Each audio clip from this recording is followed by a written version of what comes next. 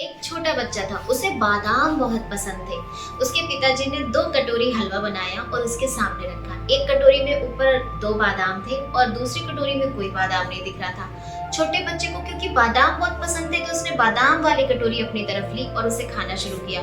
लेकिन वो आगे देखकर बहुत हैरान हुआ कि उसके ऊपर सिर्फ 2 ही बादाम थे और पिताजी की कटोरी में अंदर 4 बादाम निकले। वो गुस्से से पिताजी की तरफ देखा, लेकिन पिताजी ने उसे बड़े प्यार से समझाया कि बेटा, जरूरी नहीं है कि जो चीजें बाहर से देखने में अच्छी हो वो अंदर से भी अच्छी हो। तो अगर तुम अपने स्वार्थ को लेकर के सोचोगे तो जीवन में हमेशा हारोगे। नेक्स्ट बच्चे को ये बात समझ में आ गई। कुछ दिनों के बाद फिर से पिताजी ने 2 कटोरी हलवा बनाया और बच्चे के सामने रखा।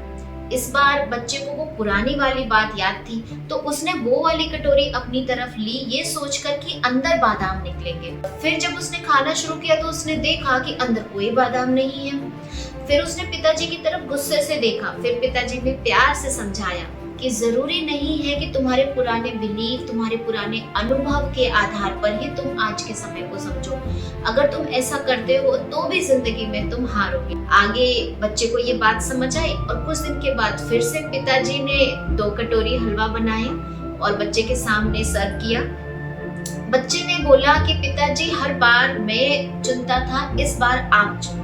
आप जो चुनोगे बचा हुआ मैं खुशी खुशी खा लूंगा। इस बार पिताजी ने जो बादाम वाली कटोरी थी वो अपनी तरफ ली, जिसके ऊपर 2 बादाम थे, और दूसरी कटोरी बच्चे ने ली।